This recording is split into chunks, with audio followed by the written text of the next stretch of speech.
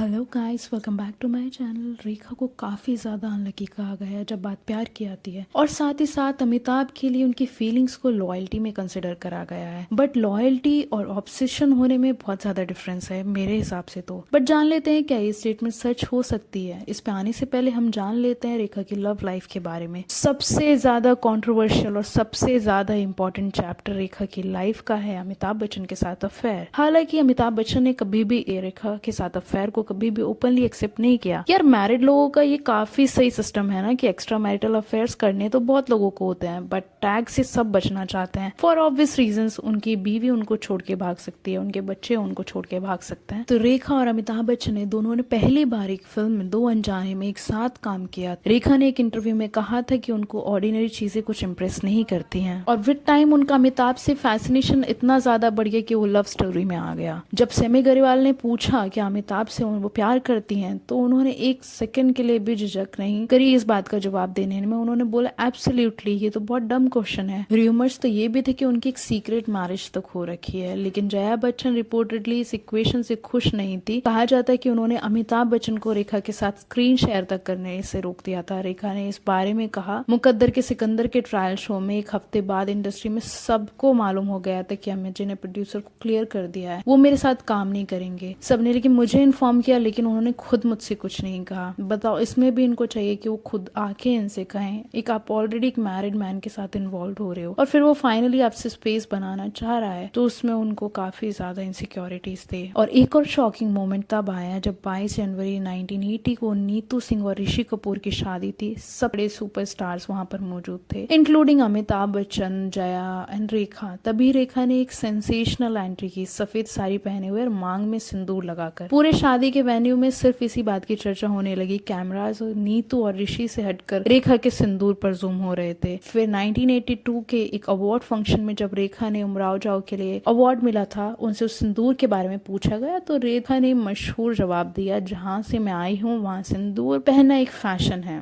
सिलसिले फिल्म के रिलीज होने के बाद इनकी लव स्टोरी कहीं से छुपी नहीं थी। सालों बाद एक रिव्यू में एक डायरेक्टर यश चोपड़ा ने खुद कंफर्म किया था कि फिल्म के शूट के दौरान अमिताभ और रेखा का रिलेशनशिप था। उन्होंने कहा कि मैं हमेशा टेंशन में रहता था और मुझे डर लगता था, क्योंकि जो रियल लाइफ में चल रहा है वही रियल लाइफ में भी हो रहा था। जया उनकी वाइफ थी और रेखा उनकी गर्लफ्रेंड, और यही स्टोरी फिल्म में भी चल रही थी। कुछ भी हो सकता था उनके बीच, लेकिन सिलसिले के शूट के बाद धीरे धीरे अमिताभ और रेखा का रिलेशनशिप फेड होने लगा। रेखा चाहती थी कि अमिताभ उनसे शादी करे, वो हमेशा अदर वुमेन का टैग लेकर नहीं रहना चाहती थी, लेकिन उन्हें रियलाइज हुआ कि अमिताभ जया को छोड़ने के मूड में है नहीं, इसलिए उनकी ये पैशनेट लव स्टोरी वहीं खत्म हो गई थी।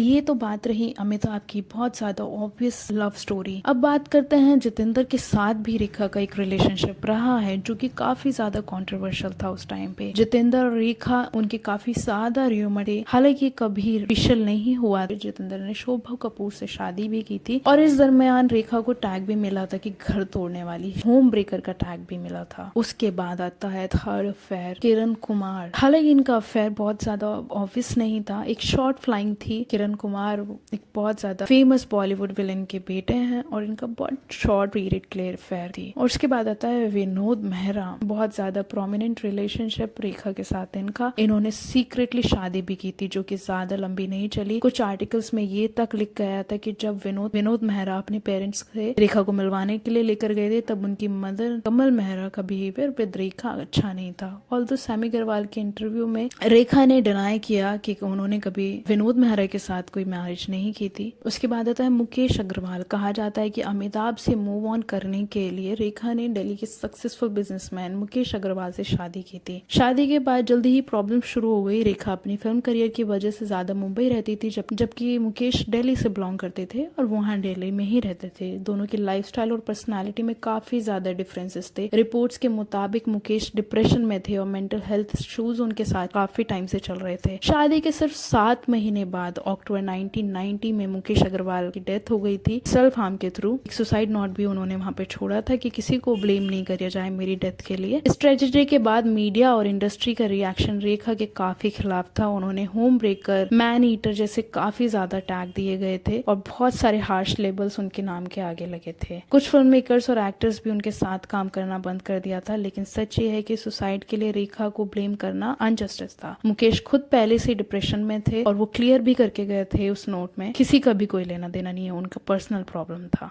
उसके बाद संजय दत्त के साथ भी रेखा के र्यूमर्स रहे हैं अफेयर को लेके, और संजय दत्त का अफेयर की अफवाहें बहुत ज्यादा उठी थी। ये दोनों एक फिल्म जमीन आसमान 1984 में काम कर रहे थे और इस वक्त उनके बीच रोमांस की बातें हवा की तरफ फैल रही थी। र्यूमर्स इतने स्ट्रांग हो गए थे, लोगों को ये तक लगने लगा था रेखा और संजय की शादी हो गई है। कुछ रिपोर्ट्स में ये भी बोला गया कि रेखा जो सिंदूर पहनती है वो एक्चुअली संजय दत्त के लिए पहनती है, लेकिन सच्चाई ये थी कि दोनों के रिलेशनशिप को ओपनली कभी एक्सेप्ट नहीं किया था। संजय दत्त ने अपनी तरफ से ऑफिशियली डिनायल देना पड़ा था मैगजीन इंटरव्यू में, क्योंकि र्यूमर्स इतने ज्यादा हैवी हो गए थे, जिसमें उन्होंने साफ मना करा था कि रेखा के साथ उनका ऐसा कोई रिश्ता नहीं है। बट हाँ, र्यूमर्स तो र्यूमर्स होते हैं, ये भी बोला गया है। अब लास्टली आता है अक्षय कुमार। अक्षय कुमार के साथ जब खिलाड़ियों के खिलाड़ी फिल्म में दोनों उस वक्त काम कर रहे थे और इस फिल्म में उनके ऑपोजिट रेखा थी। शूट के दौरान दोनों के बीच एक्स्ट्रा क्लोजनेस काफी ज्यादा ऑब्वियस थी। उस वक्त अक्षय कुमार ऑलरेडी एक एक्ट्रेस के साथ लिंकअप थे, रेखा का नाम उनसे जोड़ दिया गया था। अक्षय रेखा के साथ एक्स्ट्रा नाइस बिहेव करते थे और रेखा भी उनसे अटेंशन काफी ज्यादा रेसिप्रोकेट करती थी। लेकिन प्रॉब्लम तब आई क्योंकि उस वक्त अक्षय ऑफिशियली रवीना टंडन को डेट कर रहे थे। नेचुरली रवीना को ये चीज पसंद नहीं आई थी। र्यूमर्स इतने बढ़ गए थे कि रवीना को खुद इंटरव्यू करने पड़े और उन्होंने रेखा को एक डायरेक्ट वार्निंग दी, अगर कोई एक्ट्रेस जानती है कि मैं अक्षय के साथ हूँ फिर भी उसके करीब आती है तो मैं इस बात पर हाथ उठाने से भी पीछे नहीं हटूंगी। लेकिन मुझे लगता है अक्षय खुद अपनी तरफ से इस सिचुएशन को हैंडल करना जानते हैं। But as per Raveena, Akshay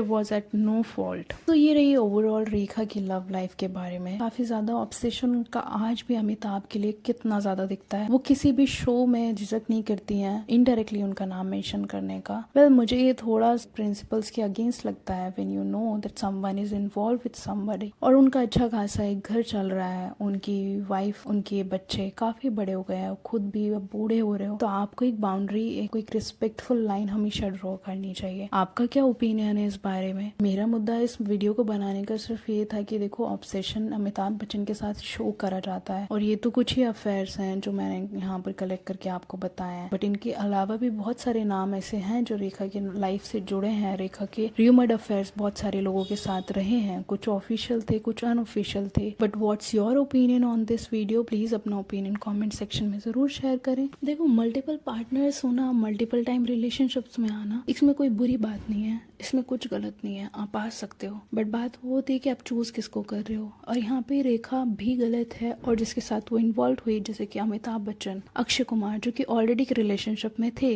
Amitabh तो इवन मैरिड भी थे, तो तब भी आप इक्वली इन्वॉल्व हो रहे हो किसी के साथ एज अ रोमांटिक पार्टनर। तो ये बहुत ज्यादा प्रिंसिपल्स के अगेंस्ट जाती है ये बात, चाहे वो रेखा की साइड से हो या उसके साथ जो रिलेशनशिप में वो रही है जिनके भी साथ, फॉर एग्जाम्पल अमिताभ बच्चन या अक्षय कुमार ट्विंकल खन्ना को डेट करते करते रेखा के साथ क्लोजनेस शेयर कर रहे थे, इवन बहुत ज्यादा की रेखा एज अ वाइफ ही उनके साथ रह रही थी, उनके लिए लंच भेजना, उनके साथ एक्स्ट्रा क्लोजनेस दिखाना। वहीं समवेयर अमिताभ बच्चन के साथ तो हम सभी ने देखा है कितना ज्यादा ऑब्वियस कि आज तक भी उनके नाम से उनको टीज किया जाता है, आज भी वो उनके नाम से ब्लश करती हैं। तो ये बहुत ही बकवास बात मुझे पर्सनली लगती है। और यहाँ पे सिर्फ रेखा गलत नहीं है, यहाँ पे दोनों साइड्स गलत हैं। अमिताभ बच्चन भी इक्वली रॉन्ग है और मे बी मोर रॉन्ग हो सकता है, या अगर इस पहलू को अगर अच्छे से सुलझाया जाए तो पता नहीं लगा पाएंगे कि कौन ज्यादा गलत है, कि अमिताभ ज्यादा गलत है क्योंकि उसके बीवी बच्चे थे, या फिर रेखा ज्यादा गलत है। एक तरीके से तो घर में घुसने वाली बात हो गई ना, कि आप घर में घुस रहे हो किसी के। तो ये बहुत ही बकवास बात मुझे प्रिंसिपल के अगेंस्ट लगती है। और कोई भी जेंटल ह्यूमन बीइंग जो होगा, वेदर वो जेंटलमैन हो